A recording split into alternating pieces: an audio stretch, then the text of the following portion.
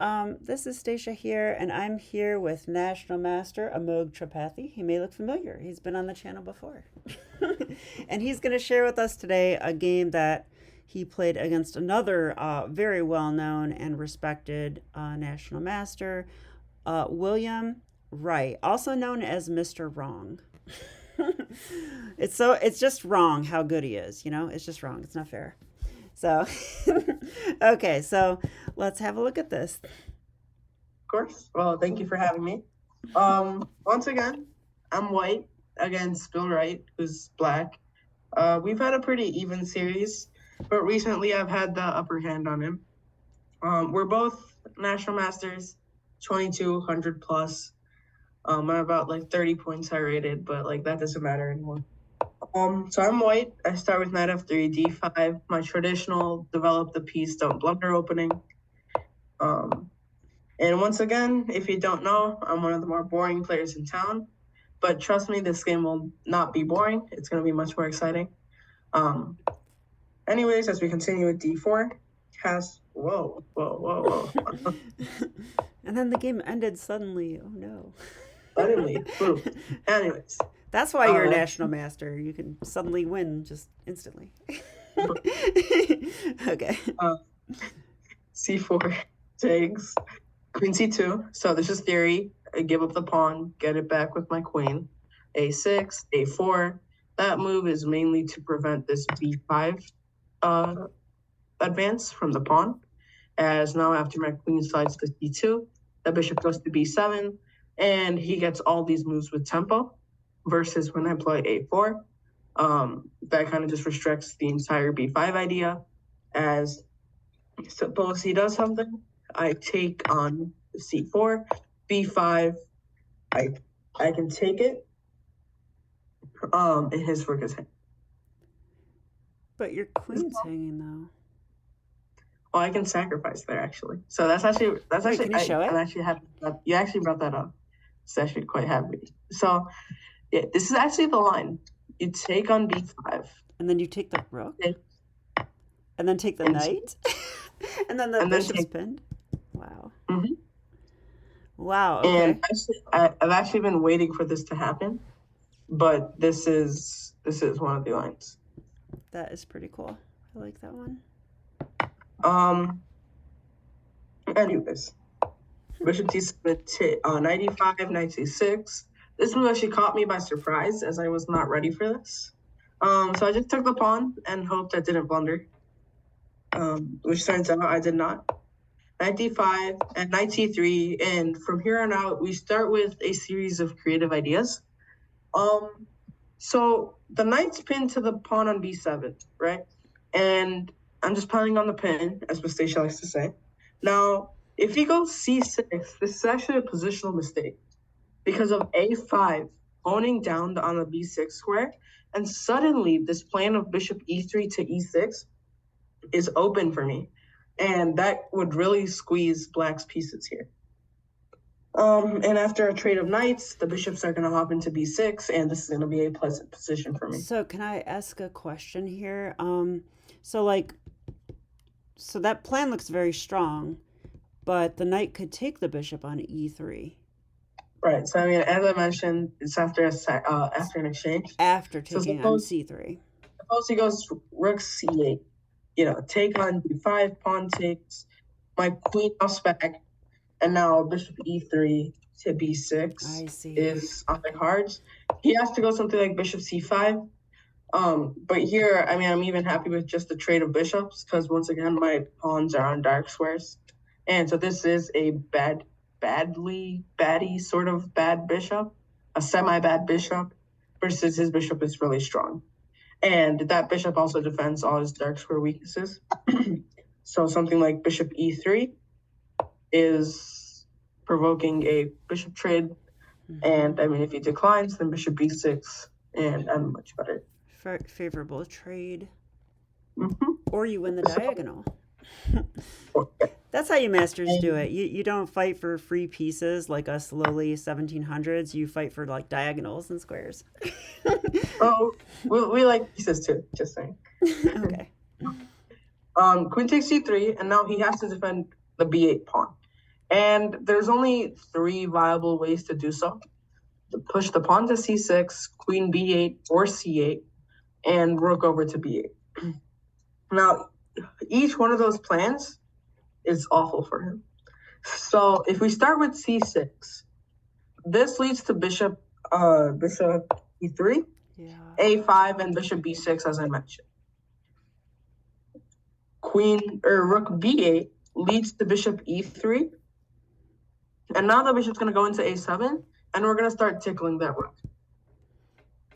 And the rook's very ticklish, by the way. It's the most ticklish piece. Sorry. Okay. Queen b8 is the move he played in the game. After rook d1, his pieces get restricted into like a 3x5 rectangle, which is 15 squares. And I believe it's easier to play on 64 squares than 15, according to Jan Tomiyashi. So bishop e3, and again, I'm just taking advantage. The only way his queen can come out is via c6 and the queen running out. Although the bishop e3 stops that, because now after c6, as we mentioned, I can go a5 or immediately bishop b6, or actually the immediate bishop b6 just wins a piece here after c8 and rook takes d7. Oh yeah, it was protecting that. So he can't go c6. Instead, he has to go bishop e8. Here I take the rook. And okay, I mean, his queen can take because I take here, and then I take here, and that's 2 pawns. So his bishop has to take. Now I go f4. And this is what I've said in previous videos. Be sure to check them out. Solid attacking. I mean, when you don't have anything better to do, just push your pawns. And black has no defensive resources on the king side. Their rook and queen are stuck on the queen side, masterfully just squeezed in there. And okay, I mean, I just start pushing on the king side. See, so he goes a5. Just for everybody watching, see, when you become a national master, that's when you can masterfully shove pieces in the corner like that, right? Like you got your title in the mail and then you're like, oh, now I know how to masterfully shove pieces in the corner. Sorry, bad joke. Let's keep going. Okay. Anyways, he went a5. Whoa. Okay, he went a5. And his idea was to bring his rook to a6 and hope that his rook sees a light of freedom. Although, even if I let him do it, suppose with a move like b3, then rook a6, all the squares for that rook are still taken away. So, that's really nice. You know, no freedom today. So instead, I just go bishop c5, and I just restrict that bishop's mobility, and now that bishop is indeed trapped. And he goes c6. And here I just waste a move, sort of, just playing b3. I'd probably call this a dubious inaccuracy. I probably should have taken advantage of the position and played something more like bishop e4. And probably just hop the bishop back to c2, queen d3. Even g4 would have been nice. And, you know, just keep pushing those pawns and eventually just shove them up his throat.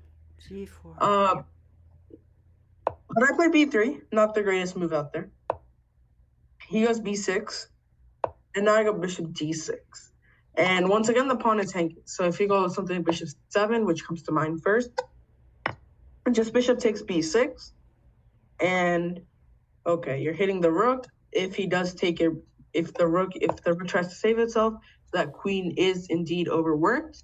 You take the bishop, followed by taking the queen, or taking the very nice. And if he takes your bishop, then you take his bishop, and then he has to save his bishop, so he has to do like rook a7. Bishop takes d6 isn't great here because it does look like I get an isolated pawn, but this pawn is also a passed pawn. And this looks more than winning. So I have a question for you, because so after bishop takes, pawn takes, so would you be looking to just put the rook on d1 immediately, or play like e4, e5, and play from there? Like, how would you do it? So I believe e4, e5 is kind of slow here because that also gives the moves for king f8, king e8. Right. So you would just put a rook behind it or push immediately? Rook on c8. Oh, rook on Just c8. or c1, c1. C1. And then look to, and okay, I mean, it really depends on the positional circumstances. Both plans are totally valid. Takes. Here I'm just going pawn grabbing. Suppose he goes king f8. Here I just go e4, e5. Cement this pawn and then go after this pawn. So he has to defend e5. And now this is just so pleasant. I love these positions where you just get a pleasant king walk to b5. We'll win that pawn. Little stroll in the park. Yeah, of course. And a very easy position to play. And I mean, both plans are valid. It's just whichever one you like better at this point. It's kind of like pick your sugar. I've never heard that before, but I made that up. So. Okay, it makes sense. Okay. But he played queen b7, so we evidently saw that the pawn's hanging on c6. Here I just go rook d1, and just that theme of putting your pieces on better squares continues. He went rook c8 to defend his pawn and remove his queen to a more active square. Here I just go g4, and again, that idea shows up with h6 or with just solid attacking, and eventually it's just gonna crack him up. And one instructor in the local Cleveland area told me that pressure busts the tube open. So who said that? Yeah. Mr. Reeves from Progressive Chess. Nice. Okay, go Mr. Reeves. So he played h6 here. And now I got this real cool idea with bishop e4 to b1 and queen to c2 or d3 or wherever. Build that basically, whoa. Where did that come from? Anyways. And just putting my pieces on that diagonal, and he can't stop me. So I do go bishop e4. And notice how this h6 move doesn't allow him to play g6 as freely, because now I meet g6 with f5. Boom. Wow. And after he takes, I take. One of two things are going to happen here. Either I'm going to play f6 and go queen g3 and mate him on g7, or he's going to take and his rook's going to get trapped. Or, I mean, I still mate him. Yeah. With check and then bishop f8. Wow, that's a very pleasant, sugary choice there. Free rook or mate. Yeah, but after bishop e4, he played queen a6 to try to divert my attention. But that doesn't matter. I just played king f1 because he's out of moves, and I can probably just play king f2, king f1 for 50 moves and still win this game. And here he played c5 to open this diagonal for his bishop, but consequently that also opens the diagonal for my bishop. So here I challenge you to find the winning move. So go for it while I take a break. All right, well, I hope you found it. It's actually a very positional idea. It's not a tactical blow like you see on those Grandmaster games every other day. This is more of a positional blow with queen 3. And what's the idea? Well, the idea is that black is restrained to a 9x9 square. And the chessboard is 8x8, although black is playing in a 9x9 or 3x3 square. And okay, his rook is trapped, for 1. 2, I'm threatening this fork with bishop b7. 3, that wins a rook. 4, if he moves his queen, then the rook is still trapped. So, wow. Here is like pick your own poison. There we go.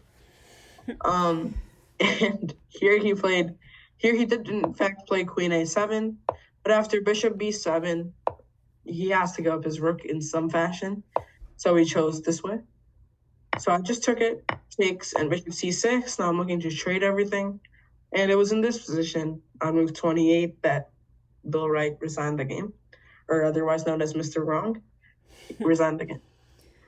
Yeah, Mr. Wrong made the right choice. He resigned in this position. That does look pretty rough. Wow. Well, thank you, Amogh. That is quite an interesting game. I might have a couple questions, if you don't mind, for my 1700 brain. I want to keep your video up and click in the position. How do I do that? I can't, I guess. Okay, well, I'll take the video down for a second. So I thought it was interesting that I asked you what opening this was earlier, and you're like, I don't care. I just develop my pieces and play d4. You know, I mean, you're the master, so it just goes to show that I think the opening principles maybe are more important than knowing opening lines. Is that kind of what your thought is on that? Is that correct? Sort of, but also sort of not, because sometimes the most principled moves are incorrect. But also, like, I mean, all this stuff is also engine verified. So, like, not like I just spit it out there. But, like, yes, again, opening principles are very crucial. And in this case, you know, I knew my opening principles were to play d4 and c4. As the masters say, d4 and c4 always go together. And I was successful in doing so, which, you know, already was a slight advantage, I feel. Okay. Yeah, and then to me, like, this just looks like a Catalan now. Since you played c4, d4, you're already fiancado, so it's a Catalan, I guess. But this part's interesting. I used to play this queen c2 move, and I did not throw in the move a4. Oops. I definitely didn't play queen b3, I hope. It's like the right move to me. Anyways. But a4, yeah, I like this idea a lot. I see how you hinder things here. And just this whole idea, like, I'm not sure that a player my level would immediately see how you're playing, you want to command the dark squares, as you say. And you think about a5 as part of that, and bishop e3. Like, because I'd be like, oh no, I blocked my e-pawn. I have to get my e-pawn up, but oh no, it blocks my other bishop. You know, I concern myself with things like that. But, yeah, this is just, you're being very, very concrete here. It's very interesting to me. So Bill Wright, this is kind of good what he did, right? Like, he played a5, stopping you from playing a5? Yes, indeed. And I mean, he saw that plan as well. And again, that's something that as you grow into from an 1800 to a master, is something you have to start seeing aside from just tactical blows. There's also positional blows. And in fact, here, if he lets me just play a5 and go b4, bishop c5, that position is positionally already lost. Material's equal, so don't let yourself be deceived by the fact that, you know, material's equal. Positionally, you're lost. Wow, and that's something you have to understand to move on. Fascinating. Not only in chess, but also in life. But whatever. Yeah, but a5 is, by him, a5 is a very nice move to keep away from, to stop me from my minority advance. But again, I mean, his position just isn't good enough to make up for it.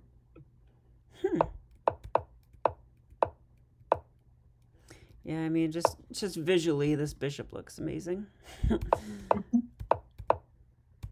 Yeah, g4. This is another one of those moments. So I guess you're not afraid to push pawns in front of your king. And I guess my question is it because his pieces are so tied down? So you're not worried about these committal, like, pawn moves because he has no way to take advantage of it? Right. Now, if this queen was on, say, g6, I'd be one of the scarediest people to play this. No, that's not a word, but whatever.